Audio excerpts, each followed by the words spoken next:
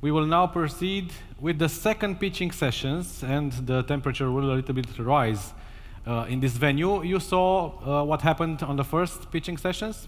I will repeat the rules: 10 minutes for each startup to present the idea, 5 minutes for the pitch, and 5 minutes for the Q&A in front of the investors. And as you've observed, some of them are here for the first time, others not the first time. We have some investors who already spoke with the pitchers. It's about an ecosystem, and as the speaker said, it is very, very important to develop this ecosystem of startups, of venture capitals, of investment funds, and business angels in Romania, and this is what Romanian Venture Forum does. And it's only the first edition of many more to come. It is so important that we have here today 8 investment funds, not only national but international, many business angels, so not only 5 tech startups and 5 green startups that will come here on the stage will present their ideas. I'm sure there's an important networking segment developing here.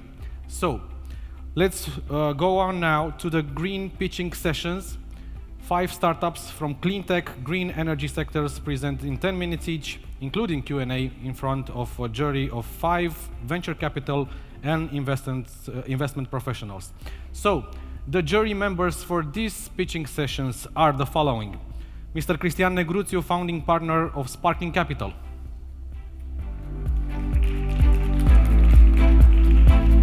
Miss Antonella Dragomir, investment manager at Catalyst Romania.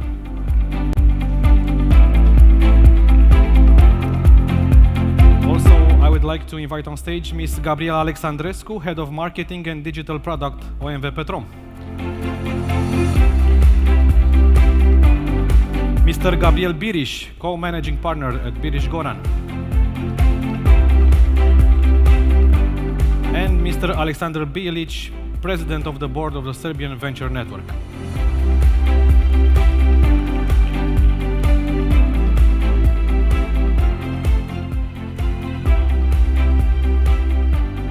Investors, please take a seat. So we are now in front of a pitching session, and you will be talking with green startups. Mr. Bilic, what are you expecting from this pitching session? We saw what happened earlier. Some very enthusiastic, others focused more on the presentation, but good ideas. And a lot of questions from the investors. Well, I hope to see some promising startups who wants to go global, who wants to scale. And definitely I think that the green pitching session is something that we really need, because at the end of the day, it's all about sustainability and ability to grow further. So let's hope that happens. Okay, so the first startup and the first pitcher who will be in front of these investors is Mr. Cezar Nourescu, co-founder and CEO cbnagro.tech. Let's welcome him. Mr. Nourescu, you know the rules. On my feet, or? You can stay on your feet. I will stand. 5 minutes for the pitching, 5 minutes after that for Q&A. So 5 minutes starting now. Okay, thank you. So my name is Cezar. I'm the CEO of CBN Agrotech. Everything started with our passion. It's a solution built from farmers to farmers, because I grew up with my brother and co-founder at our grandparents' farm. So we are mixing the passion with the knowledge of automation and IT that we follow during the college, and not only.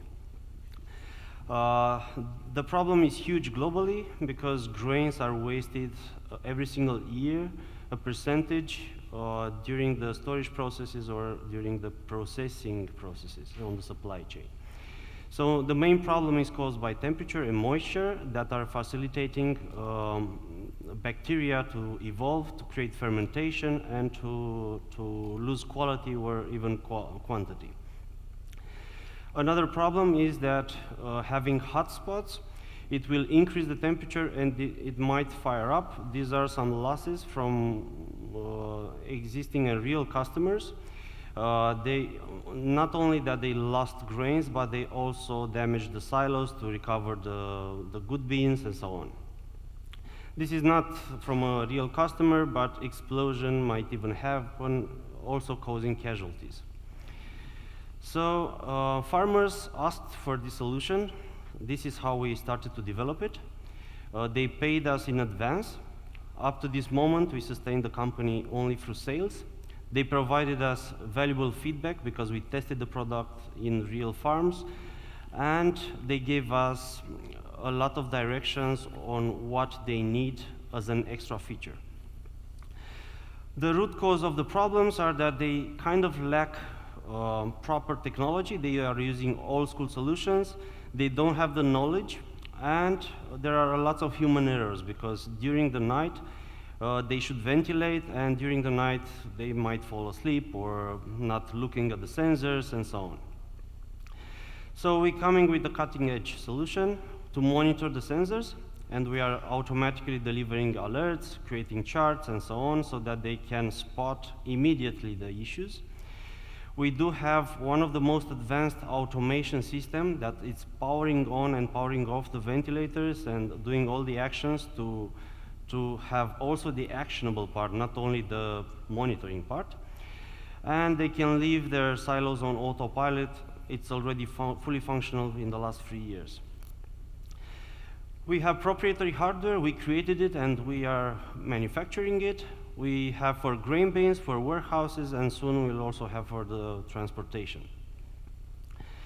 Our customers are farmers, traders, and processing factories. Farmers, they need to store and sell when the price is high. Traders, they need to buy when it's cheap and to sell when it's high. Processing factories, they need to purchase goods when it's cheap, store it, and use it to do whatever they're doing, bread, flour, and so on. Our go-to-market strategy is with direct sales and with partners. We already started to sign partners like silo manufacturers. When they are going to sell a new silo facility, they are integrating our sensors, and in the last years, most of our revenue comes from these partnerships. We validated with traction. Actually, this is not an updated slide. We are almost achieving 7 million tons. We also have corporate customers like Cargill and Ameropa, and they gave us a nice testimonial there. We also have sales. As I told you, that we are doing sales and the company is sustained by sales. As you can see, we evolved in the last 3 years, almost doubling the revenue, with no investment, only with sales and personal effort. The total market is huge, and it's recurrent, meaning that every single year grains are lost, especially in countries like Africa, like India, Brazil, and so on. Our business model is to sell hardware plus a subscription. Right now, because we are attracting funding, we want to switch in hardware as a service, and also we are developing a few extra features to provide quality certificates, meaning that the buyer needs a certificate to know that it's purchasing a specific quality according to the agreed price. 1 minute, Mr. Norris. Thank you. There are some competitors on the market, old ones, accomplished and established companies. They lack technology. Mainly they are electronics companies, not software, so we have an advantage because we can deliver extra features as a service. Also some new entrants on the market.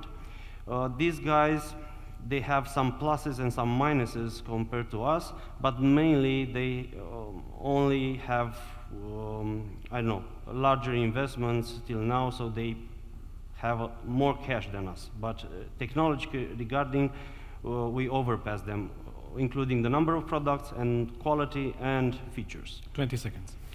The team is large. We are 20-something people, attracting new talents every month. Mainly, we are specialized in technical stuff, sales, marketing, and customer support. Perfect. We almost finished the 1 million round and looking for a 4 million round next year. Thank you, and... Thank you, Mr. Cezar Norescu. Thank you for the pitch. For now, just for the pitch. I know. Okay, so now we have Questions. another 5 minutes of Q&A. Who wants to start? Mr. Negruțiu. Good afternoon, everybody. Hello, Cezar. Nice to see you again, and congratulations for the progress, especially on the business model. an old question. What is the revenue split between hardware and software, and how do you plan to develop the hardware as a service model? Because I think it's really nice and it will really help you to scale up. Thank you. So right now it's 90% hardware, 10% subscription.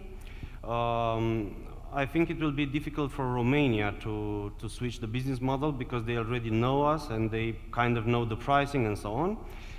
In other countries, right now we develop some sensors for warehouses, which are way cheaper, and we can deliver those sensors out of the shelf. It's not a custom-made solution like it's with silos. So those we are going to promote directly as a subscription. Thank you. Next question. So my question would be, how long does it take to implement your solution, and what would be your target type of farmer? Because maybe not all of them can afford such a solution. They do afford it. Who has silos can afford it. It's from average to a high farmer.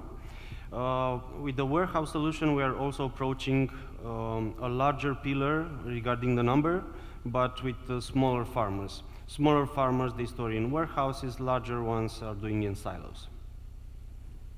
Okay, Mr. Bielic? And it takes from 1 day to up to 1 week to implement the system. I love that I came here today, because Cesare doesn't know, he met me 2 years ago when I was trying to buy the solution from him. I used to work for the largest Serbian company with 70 silos. So I'll repeat the question. Please. What happened with the sensor when they start breaking down, and how much is to implement this in a silos that already exist? I'm fully okay with the new silos, but in the whole region, we don't have too many new silos as being built, right? I know. So we are using the old silos, and the whole agriculture is using the old silos. Yep. So how much is for a client to implement in the old silos?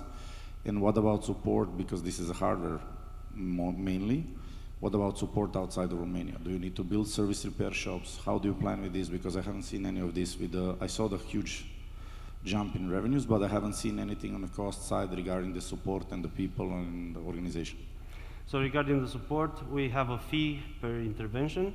We have some tutorials, and a lot of our customers, they are solving the issue based on that tutorial. We are delivering by post, and they receive the sensor and so on. And to answer your question, on old silos, you already have some old sensors.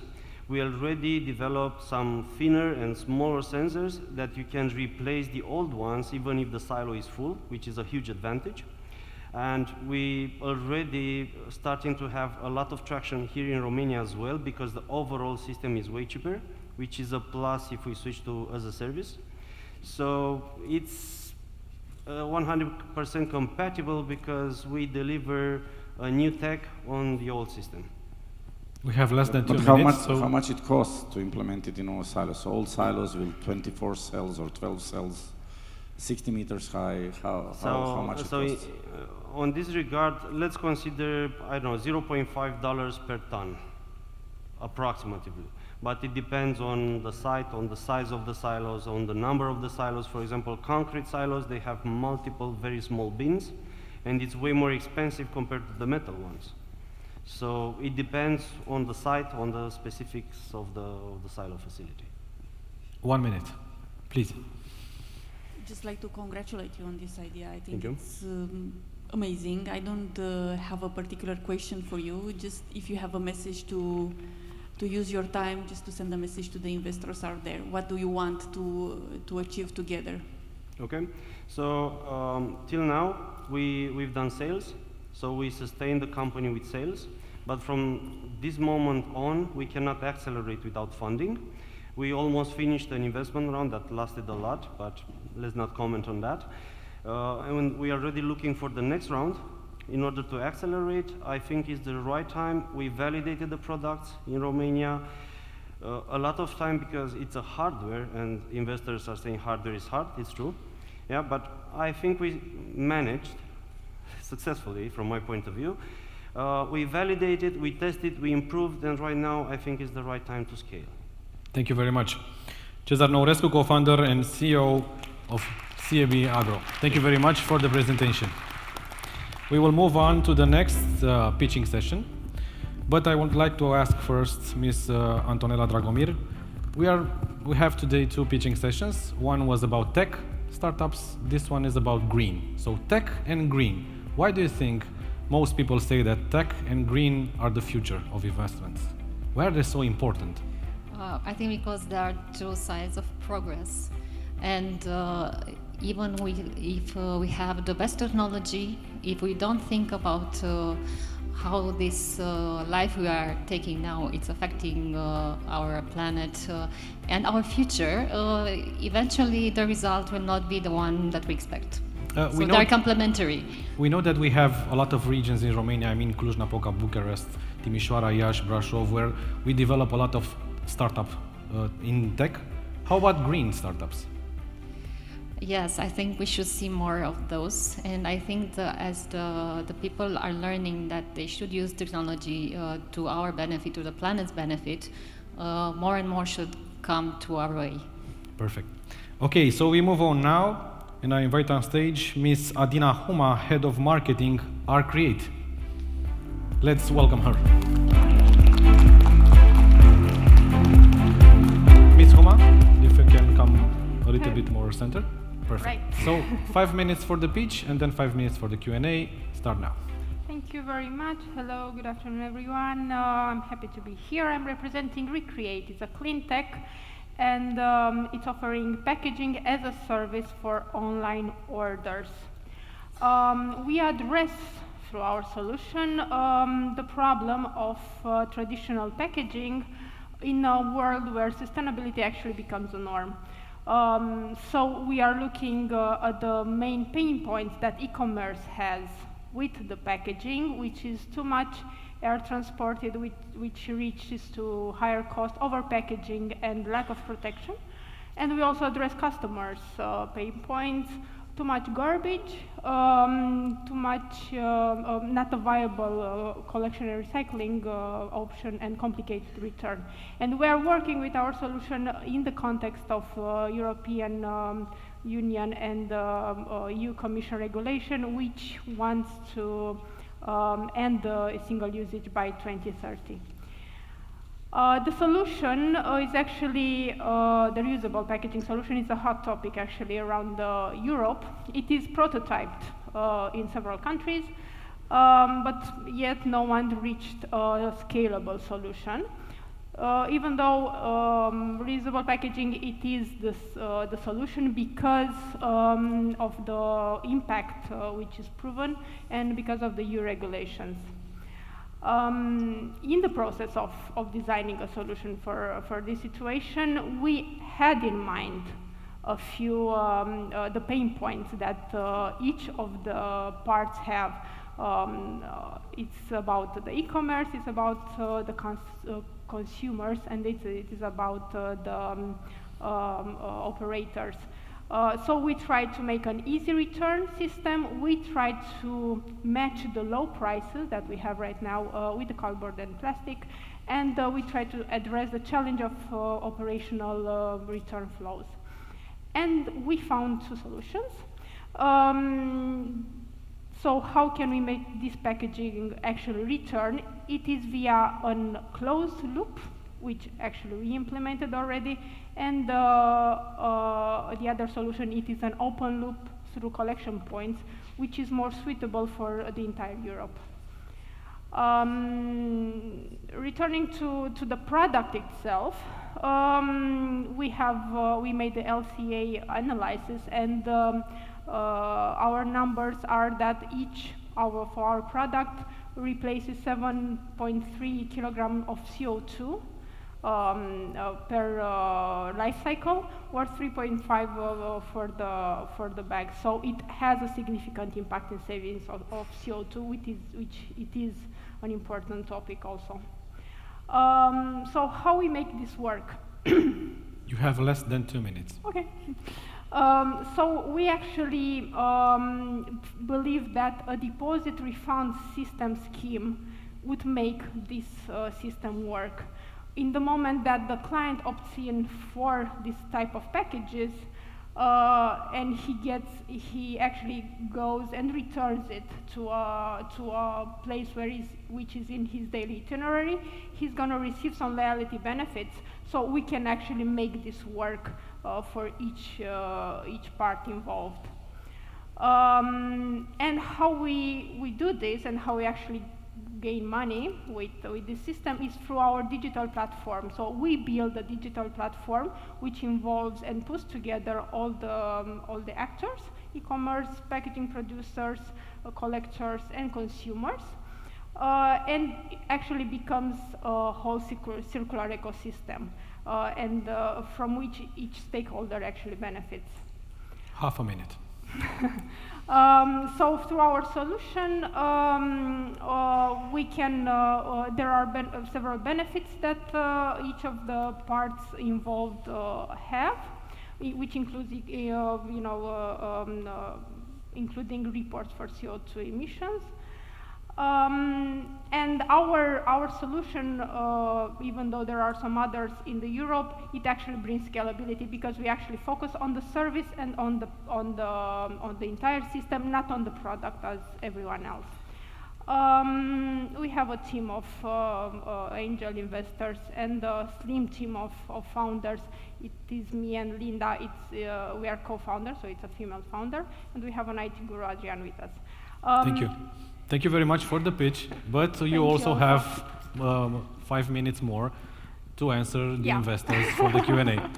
Please, applause for Ms. Adina Huma. Okay, so we begin the Q&A. Who wants to start? Okay. I can start. Please, thank you. So this requires some change in behavior from consumers, right? Yes, but not significantly. So what we actually envision, it is the fact that where the system refund scheme is implemented, we're going to work with the same system. So in the second that the entire market has to return all the bottles, and that's the norm, we're going to work with the same type of communication and the same type of systems to actually make it work. So it is going to request some kind of change, but which is going to be powered by the entire ecosystem. What we have right now in place, it is a scheme where these packages are returned on the spot, so they don't have to do anything. But there is a bit of money involved. What if people are not home when the package is delivered? How does it work? What if I'm not home when the package is... If you're not home, we have those kind of situations, but they are exceptional because in Romania, because this is a system which works actually only in Romania right now, there is somehow a must with the courier and the client to get the meeting because there is a PIN exchange and so on. So in case someone has to give those information, and that's the person which actually can do the thing for you.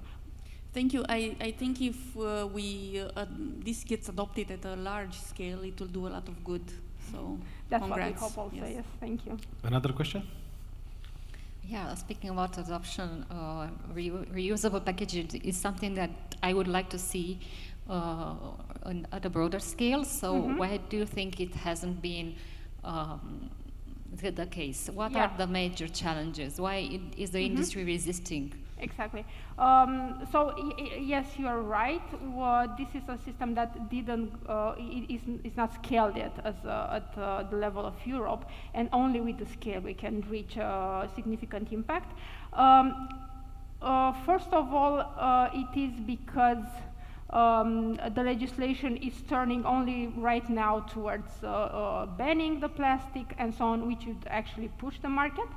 But also you need to have a very dense collection system. So someone from outside the entire system, the entire traditional system, has to make the system work because there are several actors to put in place.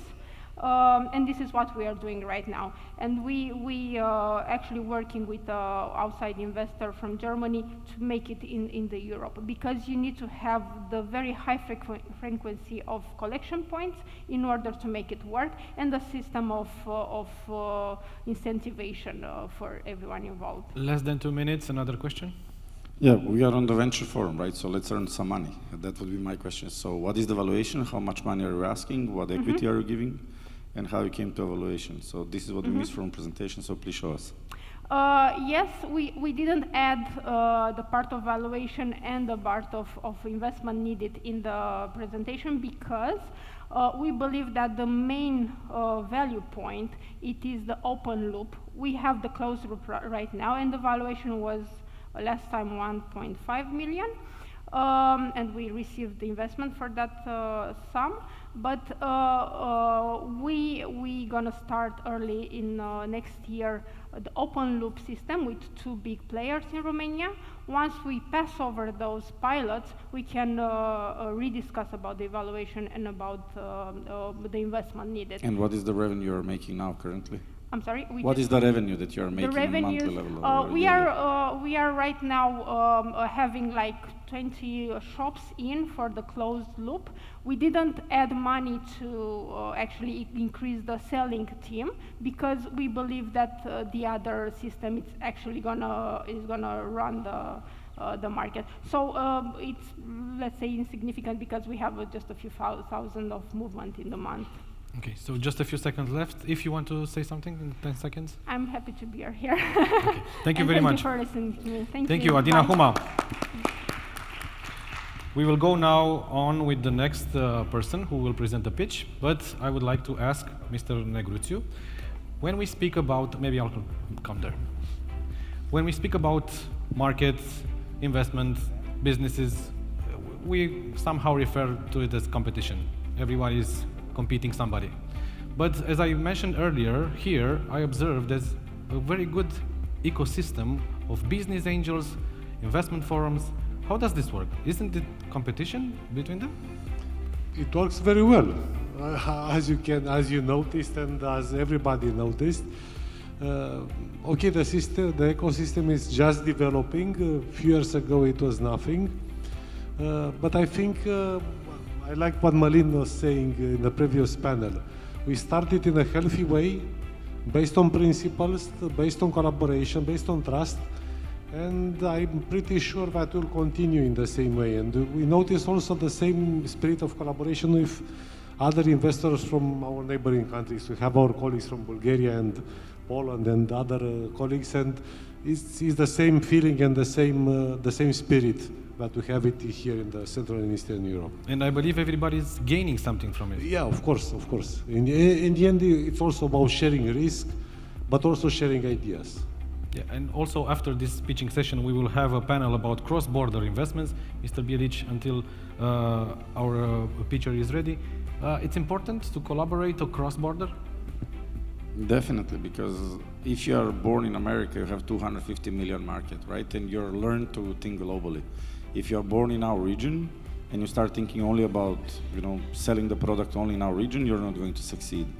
The great examples of unicorns, such as UiPath and everything we heard, they became unicorns by going globally. So I do believe, and we already had practice like last 10 years with the Romanian Venture Forum and everything else, cross-border investments from Bulgaria, from Romania, and vice versa from Serbia. I think this is the right path to go. So. Perfect. Thank you very much. So the next 10 minutes will be allocated to Ms. Alexandra Voina, COO of Motum. Please welcome her.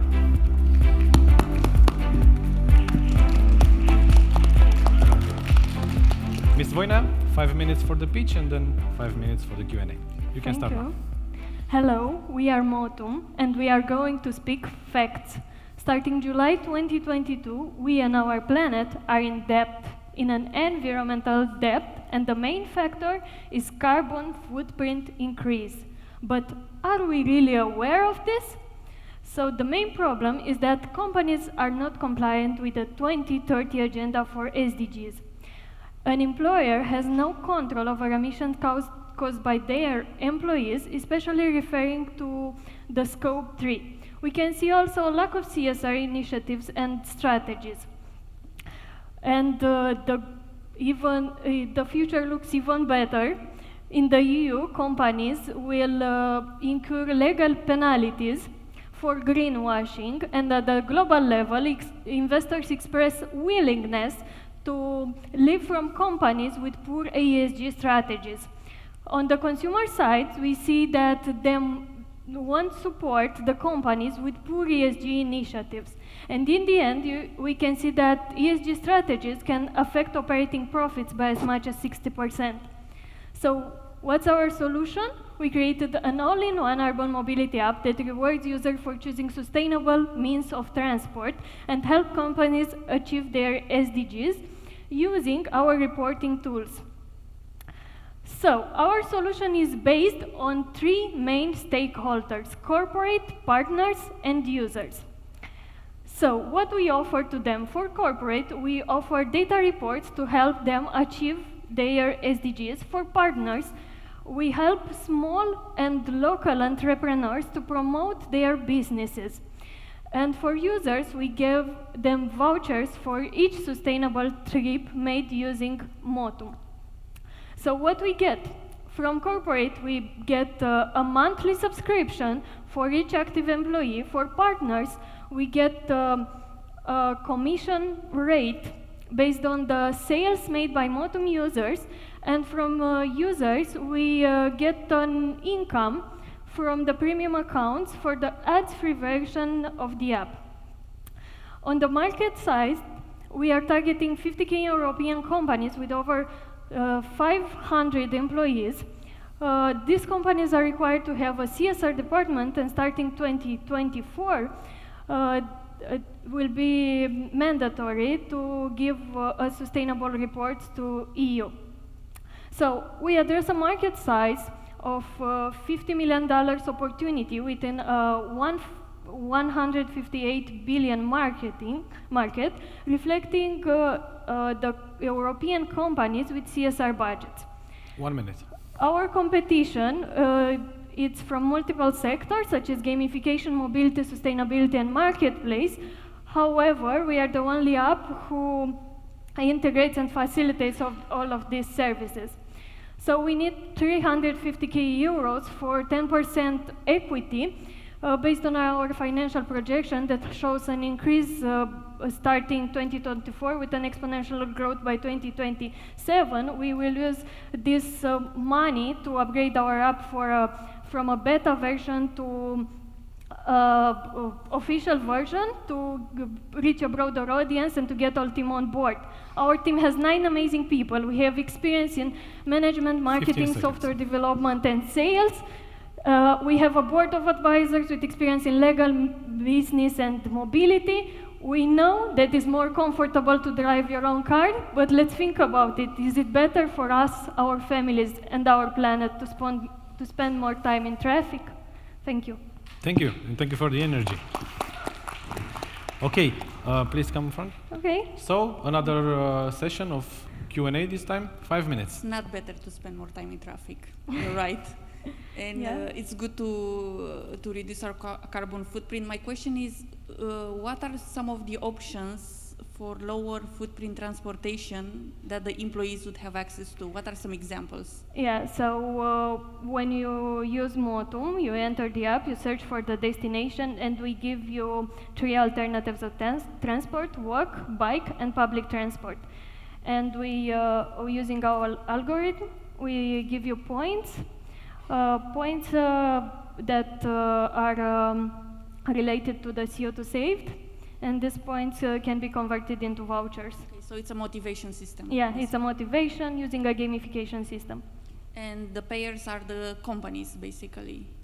So we have a B2B2C model. We have subscriptions for the companies. And for the companies, for the employer subscription, we give companies premium subscription and companies pay for them. But we have for day-by-day users also the premium and the free part. Thank you. Another question? Yeah, congratulations for the pitch. I like very much the startups that are working on this part of supply chain and mobility. My previous job was in the field, and I really know that the industry needs some fresh air. However, I understood a little bit from previous question, but can you describe exactly a use case in which Motum will be really helpful? I mean, it's B2B2C, so I am the physical person that will use the application. It's not a company that will use because this is what I understood. Is the company, I have to deliver, I don't know, a certain parcel to a certain place, and I'll use the app to select the best in terms of sustainability and CO2 emission provider? Or what is the use case exactly? So for B2C, we have this part that you want to go to a destination and you introduce this part. This I got it. And for B2B, this monthly subscription includes the reporting tools. We save the CO2 saved by the employees in our database, and we can give you reports based on this, because we save the CO2, the kilometers biked, the kilometers walked. We also have some pilots with some corporates, and they want to make challenges, because we also have a leaderboard in the app. You also can see the app on Google Play and App Store, because we are launched. Then you have a huge opportunity to expand also to real transportation. Yeah. Meaning a company that needs to ship certain goods, and they have to choose the most greener way. Yeah. And there is a huge market there. 2 minutes for the Q&A. Who wants to continue? Congratulations for the product and for the idea. Thank you. As far as I see, there will be an obligation more and more to report on emissions and carbon footprint on companies, but so far it's more nice to have for them. And how do you deal with this? How do you approach them? What's your marketing strategy? So only for the part of the sales, I'm taking care of it. So I started to approach clients and to talk with them. Some of them are educated, and some of them are aware for the fact that we need. In the moment, they want to use Motum as employer branding, so help them engage their employees, but they are also interested for this part of reports. Great. Half a minute. Any other questions? Quickly, last question. I'm asking you, because I'm making an assumption, there is a need for education for B2C to actually use public transportation, especially in Romania, where it's a pain. Yeah, it is, because Romanians want to have their own car. That's the reality, but the pain is higher on the bicycles, because we don't have the infrastructure. But the people, step by step, want to take this path. So we are confident. We need to start somewhere, right? Yeah, of course. Thank you. Thank you very much. Thank Alexandra you very Voina, much. CEO Motum, thank you for the presentation. Thank you. We will have 2 persons pitching next, but I want to ask Mr. Alexandrescu, when you are looking at such a project, like Motum or the others, what are you looking for in terms of what does the final customer get? Maybe it's a B2B, but what do I get? If you, as a big company or big investment forum or business angel, invest in such a project, what's in it for me? I'm asking this because we are at the green pitching session. So it's about environment, which affects us all. As my colleague stated in the panel earlier, this is part of our strategy. It's a big part of the OMV Petrom strategy, and we have huge investments to make, 3.5 billion until 2030. We like to see such ideas. Obviously, there are benefits for everybody. It's just this type of ideas and this type of startups are just at the beginning, and we should see more of them. It brings benefits to each individual in our country and abroad, obviously. There is need for education. It brings benefits for businesses, because consumers now choose products also based on how well they do for the environment, even more than the brand name. So this is a trend that we are also watching. So people are looking if a company produces less plastic or less carbon. There is a study that we saw this year on B2C, and even in Romania, customers are willing to give up proximity in order to choose a product that is friendly to the environment, which is new in Romania. And that's good. Yes. It's good for the future. It's amazing, yes. We're starting to make steps in the right direction, at least in the big cities. Then slowly, hopefully, Perfect. scale. Thank you. So I invite next for the next pitching session, Ana Luminița Lita, founder at Hardo Horizon, and Sorin Marian Lita, founder of Hardo Horizon. Welcome. 5 minutes for the pitch, starting now. Yes. So hello. My name is Ana, and in the next few minutes, I will present you an opportunity related to the green energy production. Our proposed concept is unique on the market, is competitive with the existing technologies, has a high rentability, and one of the most advantage features which we consider it has, it is independent of the climate changes. Currently, in the engineering, in the renewable sectors, there are some problems and obstacles using the fossil fuels which are polluting, and new ways for replacing them needs to be found. Renewable technologies have some constraints, like they are very related to climate factors. They usually take lots of spaces and need storage solutions, which sometimes might cost quite a lot. Existing renewables do not bring any solution for large but mobile consumers, like trucks, like trains, or like ships. Compared with the production costs, we consider that these existing types of renewable technologies on the market have quite high cost of investment and maintenance, and currently most of the industry efforts are directing towards improving their efficiencies. So, why us? Why our technology? What we are bringing forward in front of you? Our initiative proposes an innovative concept of harvesting the heat from ambiental air, and through a set of processes allows mechanical work to be harvested and therefore transformed and converted into electric energy at very high efficiencies, more than 95% in a year.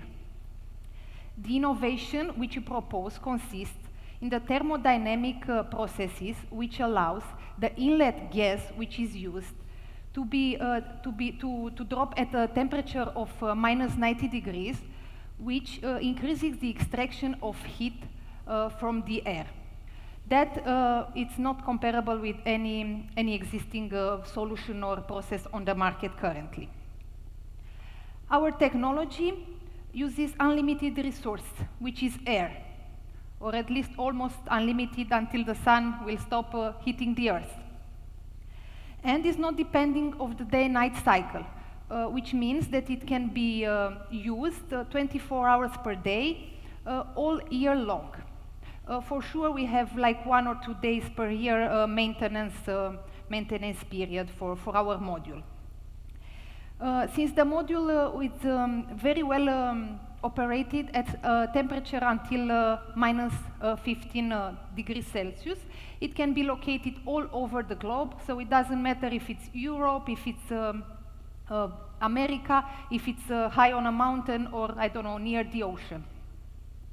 As per current known estimation, which were validated through a dedicated engineering software and with a discussion with the existing equipment vendors, we have found out that the investment and maintenance costs are significantly low compared with the existing technology.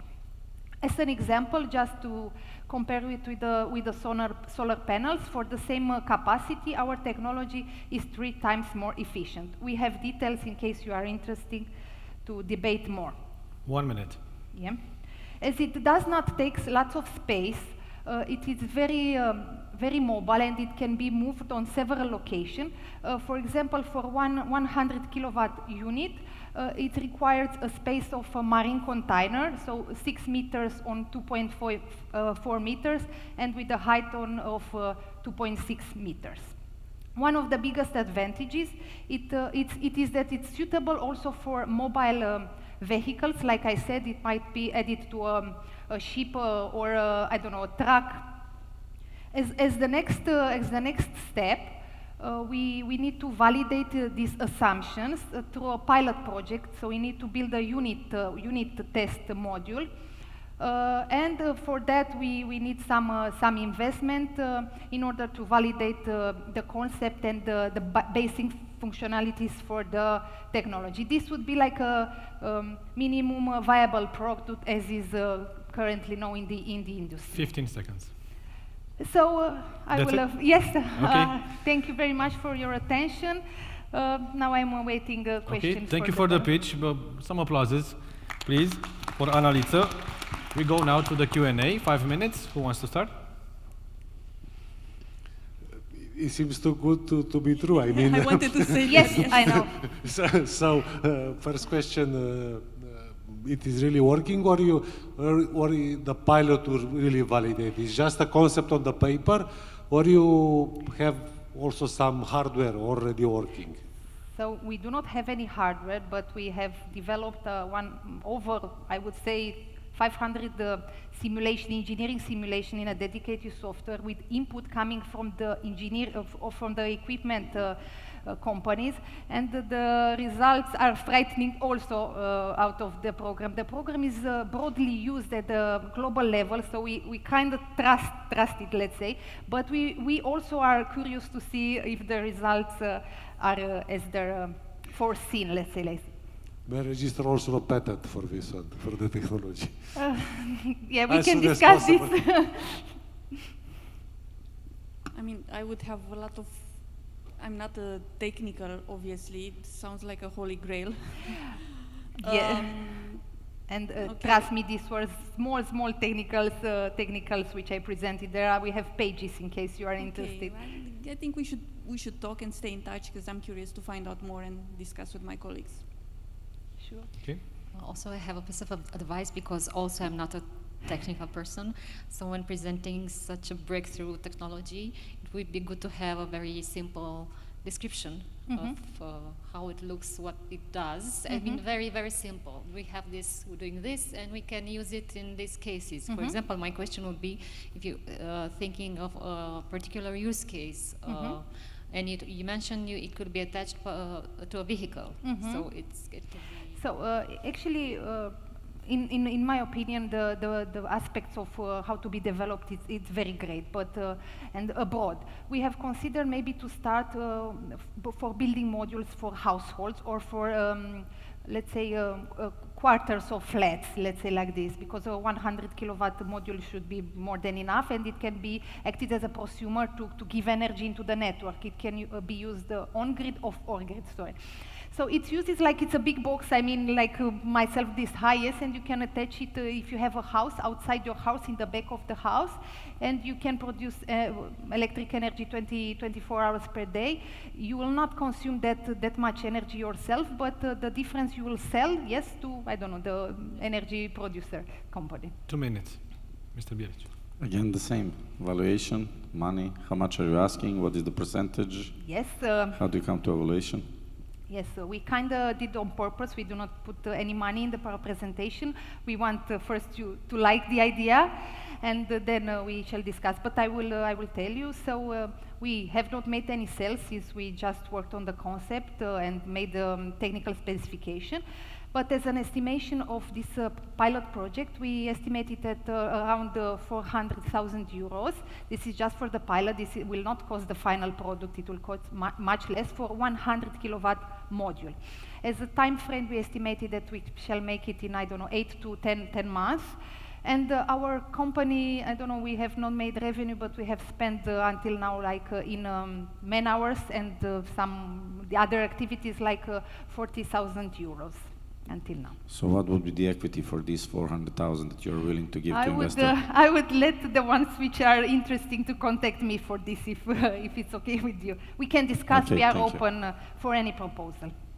Okay, 1 minute. Any more questions? If not, you can have the final word, if you want to say or add anything else. Yes, to all of the panel members and the people present here, like I wrote here on the presentation, this looks crazy, and I believe that it is, but if it works, it might change, and I'm not kidding here, I might change the industry. So, like I said, everything was impossible until someone did it. I hope me and the company will do this for the world. Thank you very much. Thank you. Thank you very much, Analica, founder Hardware Horizon. We will have one more person who will present a pitch, but I would like to address a question to Mr. Bielit. So we have startups that are just on the project scale. We have startups that have been on the market for 2, 3, 4 years. They're still startups. Is there a proper time to go in front of an investor, venture capital, to ask for money? Well, in my perspective and experience, the later you go to the investors and the business angels is better. Because if you go soon when you have idea, you have to give bigger equity versus what you can give for the same amount of money later. So bootstrapping definitely is a priority, but if you see that you're in a fast-paced market environment like, I don't know, Web3 or blockchain and you need to scale in 6 months, do it immediately. But the most important part is to make sure that you know your valuation and you know how much you give, because it's very simple. Everybody's here to earn money. And for startups, you as an investor? Investors, because normally a normal way when an investor or a business angel, when they invest, it's 5 to 8 years to exit, right? And until you exit, you don't have the money. Everything else is just a speculation. So before you come back, you have to know what you're going to achieve. Okay, thank you very much. So for the final pitch, I will invite on stage Ms. Lavinia Iancu. She is project manager of Sustainable Refill. Let's welcome. Hello, Ms. Iancu. Please, a little bit. Can you hear me? Yeah. My name is Lavinia 5 Iancu. minutes. I normally speak to my students, so it's a bit particular, the situation. I represent the team Refill. It's a global sustainability hub. I will tell you more in the upcoming slides. I have noticed that we have plenty of needs, from cleaning, cosmetics, appliances, furniture, decoration. We'll buy a lot of stuff during our lives, and no one takes care of what happens to the things we buy after we use them. So I noticed also that resources are limited, especially natural resources, and I designed Refill around the triple bottom line theory of Elkington. It's an environmentalist in the literature. So we designed about a refill around people, planet, and profit. And we have a marketplace, let's say, around the 8 R's of sustainability. Regift, repair, resell, recycle. These are business lines for us and revenue stream. We provide transport infrastructure for them. You can send to recycling points in your town. And also for education, because you cannot do much without education. We will have games within the app that will teach you how to live a more sustainable life with refusing, rethinking, reusing, and reducing things. We will use this information for machine learning data streams, and I will tell you more about that. For the business line, we will map out all the reparation shops around the city. There are many businesses involved here that are dying, so we encourage people to use more the things that they are buying instead of buying new ones. You can also resell. It will comprise a marketplace, customer to customer. Regift, we already have this MVP. Regift, you can send things to your family, your friends, and stuff like that. And for the recycling, we have gathered all the waste possible, and you can look on the interactive map to choose the closest recycling point around your house. This is our model business canvas. The most important is that we are using the anonymous data from the games to train the machine learning, so we can have a sustainable machine learning algorithm and the artificial intelligence. And for the business, for the transport, we take a commission from every ride that happens within the app.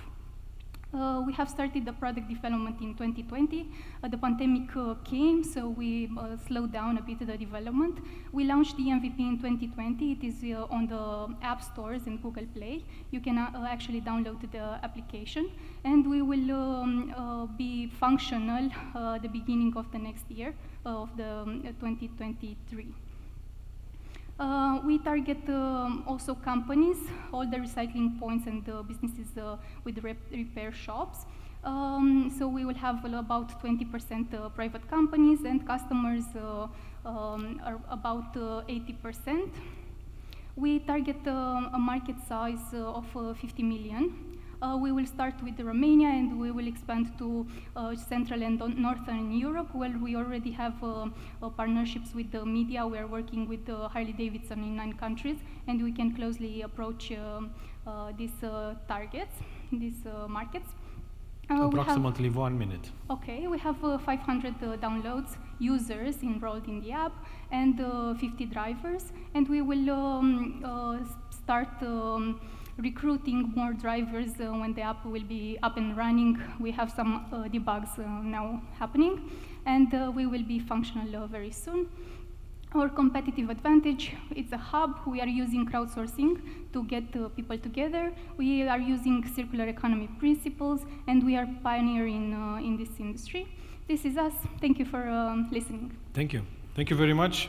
Lavinia Iancu, please come forward for the Q&A session. Okay, 5 minutes. Who wants to be first for the first question? Okay, Mr. Negruțiu. Hello, congratulations for the pitch. In order to better understand what you are actually doing, can you describe a use case, a specific application? Yes, we have ready the Regift app. Actually, I attended Imperiul Leilor. People in Romania know that. So it's a Romanian Shark Tank where I pitched the idea of Regift. It was an app that brings homemade fruit from your mother, your family. Students in Romania who commute and move to university cities, they receive homemade fruit from their parents through train or bus.